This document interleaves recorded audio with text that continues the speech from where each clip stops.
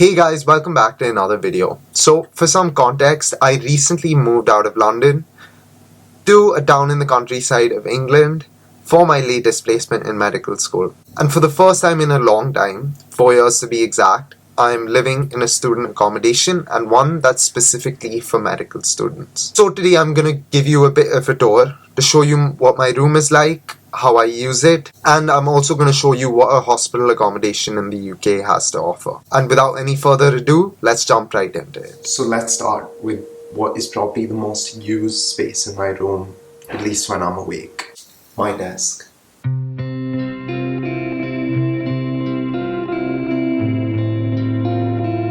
I'm trying to keep my life here as minimal as possible because I'm only staying here for 8 weeks and I need a clear mind, so I need a clear space to get work done because it's an important time of year. That is hopefully reflected in my desk space, which is as minimal as you can get.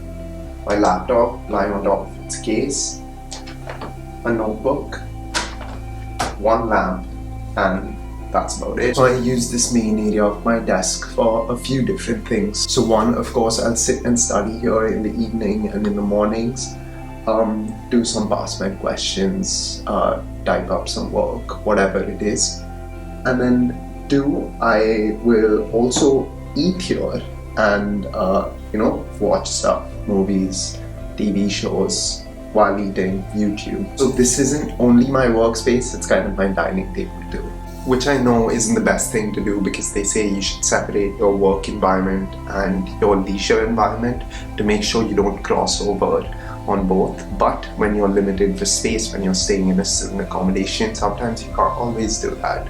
So you have to separate that space mentally rather than physically. So now moving on to the area above my desk. So this is just used as a bit of a storage rack. Again, I don't have too much stuff, so it's not really desk related storage. It's pretty much the limited amount of stuff that I brought here that I use. It's mostly toiletries and medications and stuff like that. And now the other storage space next to my desk is this chest of drawers over here. So yeah, I usually keep my ID card lying on top of this chest of drawers so I don't forget it when I'm going out and into the hospital. Of course, there are 3 big drawers over here. I use the top one to store undergarments, my belt, socks, stuff like that. And the second one is what I use to store my dirty laundry. And the bottom drawer is where I keep my scrubs. I also have this weird stool thing.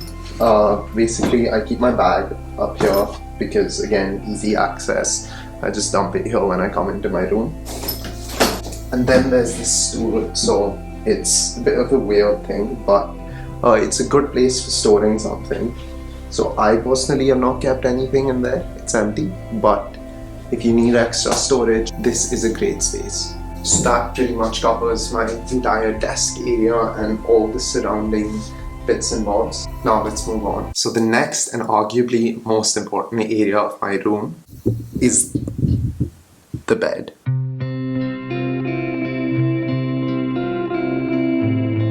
So this bed is usually where I try to spend at least 8 hours of my day. It's pretty good, pretty comfortable. Hospital beds can sometimes be a bit concerning, not too comfortable, but I actually really like this one. A nice duvet and 2 good pillows, and yeah, I get a pretty good night's sleep here each night. Kinda tempted to take a nap right now. But no, let's get on with it. Right, so my bedside area is also pretty important. So firstly, I keep my book over here, which I've been trying to read. I'm not a great reader, so I am getting through it slowly, but I'm gradually trying to get through my first book in probably ages. So I keep that next to my bed because, again, it's part of this book, Atomic Habits itself. To make sure you stick to a habit, you have to make it easy, you have to make it accessible, you have to put it in your view. So that's why this is lying here. The other thing is the bottle.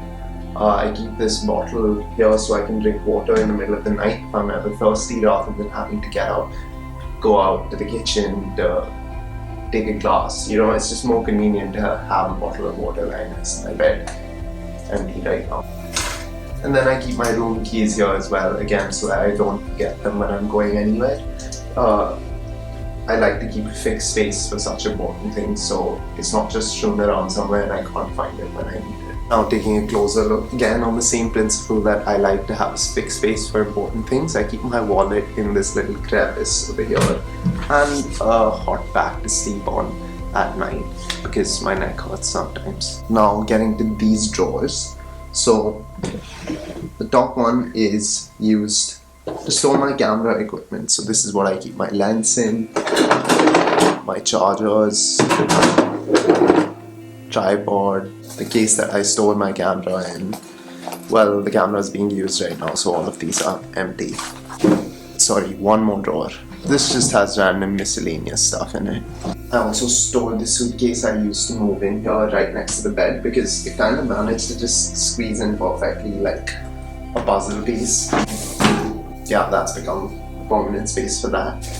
And my other suitcase, which I use to move back and forth to and from London, where I live permanently, is down here. Now let's take a quick break from practicality and move to one thing that I think is an essential component of any good room, the view.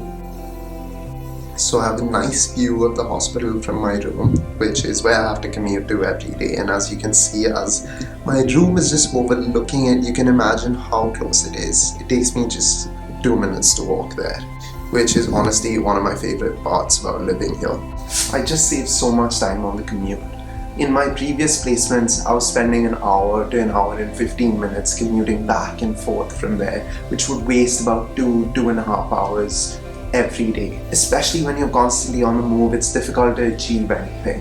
Living right next to the place that I have to go for work or school every day is so convenient, and I would highly recommend it to anyone looking for a place to live. Then on the windowsill here, I charge my various devices like my phone, my Apple Watch and my AirPods because there are limited plug points or outlets in the room, so I have to keep them here away from me, which is honestly good because it's not as much of a distraction and I can sleep better at night. The last area of the room that we haven't covered is the closet. So firstly, I have this big fan lying in front of the closet. That may seem pretty useless given I live in the UK and it's winters, but the heating gets turned on here, the central heating, and it's so hot and stuffy in the room that I'm honestly considering turning it on right now in November as well. But anyway, let's get to the wardrobe.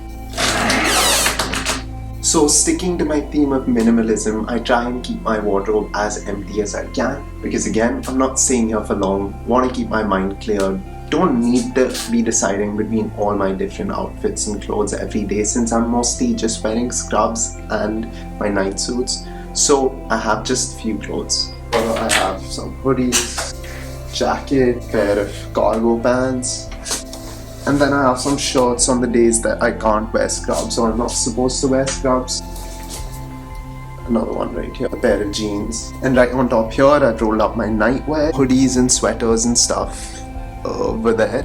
And right at the bottom, I keep my 3 pairs of shoes that I use on an everyday basis. There's also this mirror on the inside of the closet that I forgot to mention. And that wraps up my uninteresting but simple wardrobe. I do also have this sofa that I don't really use much, but it's useful if I don't want to be sitting at the desk or lying down on the bed and maybe I just want to go on my phone, I want to read, call somebody, something like that and just relax. Haven't really used it much, but theoretically could be useful.